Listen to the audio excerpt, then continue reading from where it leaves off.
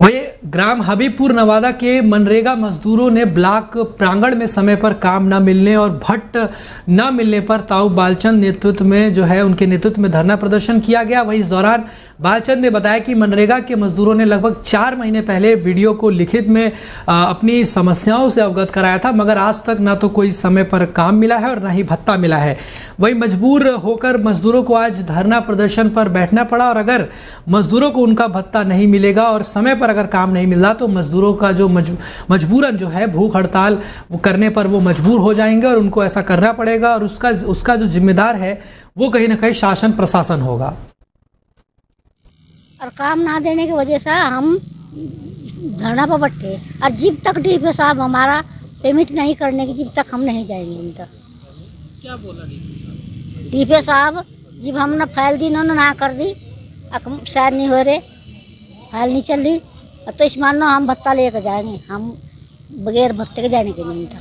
हम मनरेगा के तहत काम करते हैं, हमारा काम पे कोई ध्यान नहीं दे रहे हैं, ना हमारा पैसा टाइम पे दिला रहे हैं और ना हमारे मिस्टोल निकाल रहे हैं। मनरेगा में हमें काम नहीं दिया जा रहा, डीपीओ साहब नहीं दे रहे जी, कहते हैं कि मनरेगा का काम अब बंद है।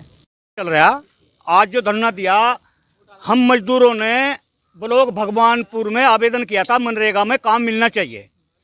इसमें एक नियम बना रखा है सरकार ने, 15 दिन के अंदर काम मिलना चाहिए और 15 दिन के अंदर अगर काम नहीं मिलता तो बेरोजगारी भत्ता शुरू हो जाता। 15 दिन में काम नहीं मिला, हमने भत्ते की डिमांड करी, भत्ता नहीं दिया गया। हमने डिमांड करी भत्ता अगर नहीं पहली तारीख तक मिला तो 2 तारीख में हम धरना पर बैठ जाएंगे। हमने जोड़ कर देखा हमारा भत्ता बैठ रहा 7 लाख रुपए, करीबन 100 लोगों ने आवेदन किया था।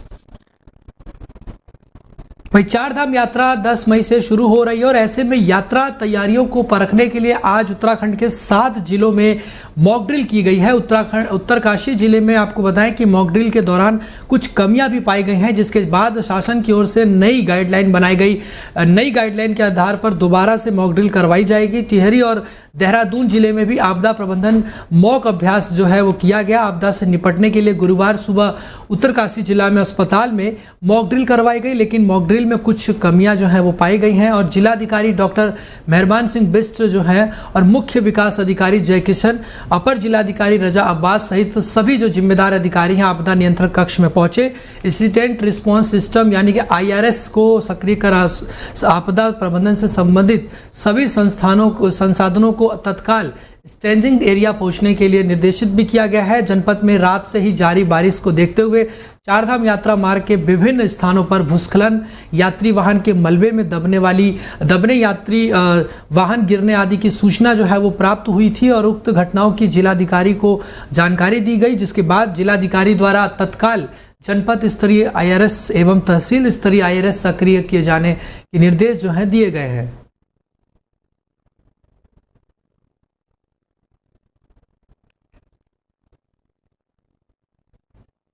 4 धाम यात्रा शुरू होने से पहले खाद्य संरक्षा एवं औषधि प्रशासन विभाग की ओर से मिलावटी खाद्य पदार्थों को लेकर विशेष अभियान चलाया जाएगा। यात्रा मार्गों पर होटल, रेस्टोरेंट और ढाबों में बेची जा रही खाद्य पदार्थों के नमूनों को लेकर जांच की जाएगी। इसी संबंध में स्वास्थ्य सचिव और आयुक्त डॉक्टर R राजेश कुमार ने अधिकारियों को निर्देशित किया है और सचिव स्वास्थ्य ने कहा कि 4 धाम यात्रा मार्गों पर मिलावटी खाद्य पदार्थों पर खास नज़र और निगरानी रखी जाएगी और इसके साथ ही मोबाइल टेस्टिंग वैन की टीम पूरे यात्रा मार्ग पर होटल, रेस्टोरेंट, ढाबों के साथ साथ पदार्थ की दुकानों पर का भी निरीक्षण करके नमूने की जांच की जाएगी और मिलावटी या एक्सपायरी डेट के खाद्य सामग्री बेचने वाले दुकानदारों के खिलाफ कानूनी कार्रवाई भी की जाएगी। उन्होंने बताया कि पिछले साल भी 4 धाम यात्रा के दौरान विभाग ने अभियान चलाया था और इस बार भी उत्तरकाशी, रुद्रप्रयाग, चमोली जिले में भी अभियान चलाने के लिए विभागीय अधिकारियों को निर्देशित किया गया है।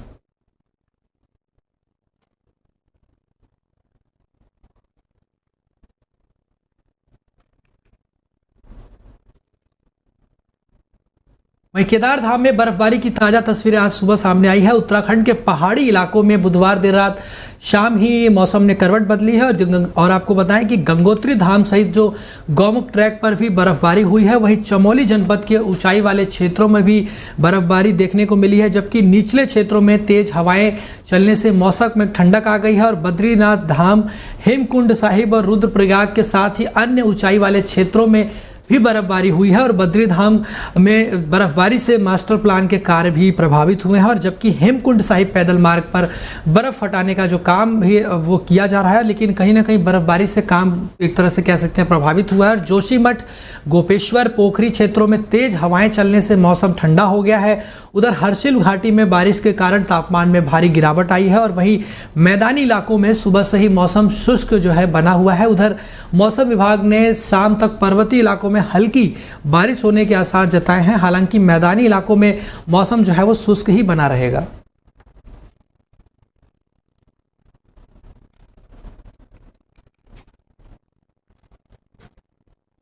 वहीं हेमकुंड साहिब के आस्था पर्व से बर्फ हटाने का काम जारी है। सेना और यात्रा को संचालित करने वाले गुरुद्वारा ट्रस्ट के सेवादार बर्फ के बीच में से रास्ता बनाते हुए श्री हेमकुंड साहिब की पवित्र भूमि पर पहुंचे और सेना के 35 सदस्य और ट्रस्ट के 15 सेवादारों की मौजूदगी में यहां अरदास के बाद गुरुद्वार प्रांगण के मुख्य द्वार को खोला गया। वहीं गुरुद्वारे का मुख्य द्वार खुलने के साथ ही हेमकुंड साहिब से नीचे की ओर मार्ग पर बर्फबारी जो हटाने का कार्य शुरू कर दिया गया है। और मौसम साफ होते ही सेना के जवानों और गुरुद्वारे के सेवादारों ने हेमकुंड साहिब के आस्था पथ से बर्फबारी हटाने का काम जो है वो शुरू कर दिया था। आपको बताएं कि हेमकुंड साहिब यात्रा मार्ग घांगरिया से 2 किलोमीटर आगे अटलाकोटी ग्लेशियर पॉइंट से आगे बर्फ जो है वो बर्फ से वो ढका हुआ है। सेना के जवान और सेवादार रविवार को गोविंद घाट से घांगरिया के लिए रवाना हुए थे। उन्हें सोमवार को बर्फ हटाने का काम जो है वो शुरू करना पड़ा, लेकिन मौसम खराब होने से सोमवार को काम जो है वो नहीं हो पाया। वहीं मंगलवार को मौसम साफ रहा, जिसके बाद सेना के जवानों और सेवादारों ने पहले मार्ग का निरीक्षण किया और फिर जो है बर्फ को हटाने का काम शुरू किया गया।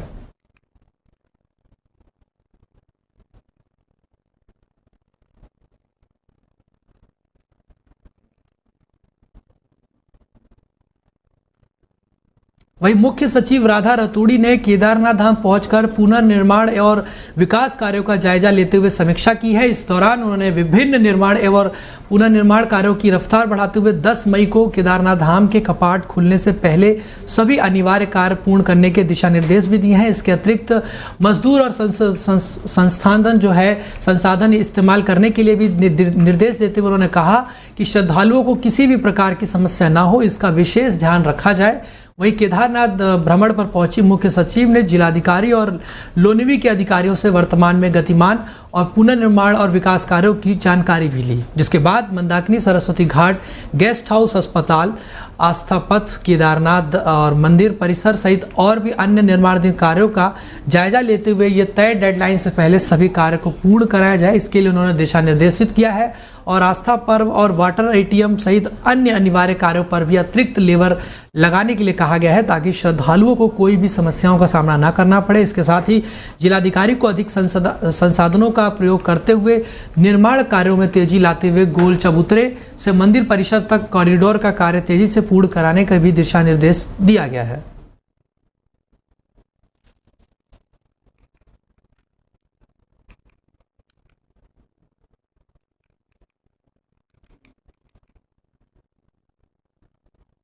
वहीं नैनीताल हाई कोर्ट ने वन विभाग, राजकीय राजमार्ग, राष्ट्रीय राजमार्ग और वन भूमि व राजस्व भूमि पर हुए अवैध अतिक्रमण के खिलाफ स्वतः संज्ञान लिए जाने वाली जनहित याचिका पर सुनवाई के बाद चीफ सेक्रेटरी ऑफ उत्तराखंड को निर्देश दिए हैं और कहा है कि प्रदेश में सरकारी भूमि पर जहां जहां अतिक्रमण हुआ है, प्रदेश के 13 जिलों के लिए अतिक्रमण शिकायती ऐप तैयार करें, ताकि प्रदेश के जागरूक नागरिक इसमें अपनी शिकायत जो है वो दर्ज करा सकें। कोर्ट ने मामले की अगली सुनवाई के लिए 7 मई की जो तारीख है वो तय की है। मुख्य न्यायाधीश ऋतु बहारी व न्यायमूर्ति राकेश थपलियाल की खंडपीठ के समक्ष मामले की सुनवाई हुई। मामले के अनुसार दिल्ली निवासी एक व्यक्ति ने मुख्य न्यायाधीश को पत्र भेजकर कहा था कि नैनीताल के पदमपुरी में वन विभाग की भूमि और रोड के किनारे कुछ लोगों से संबंधित अधिकारियों की मिलीभगत से अतिक्रमण किया जा रहा है।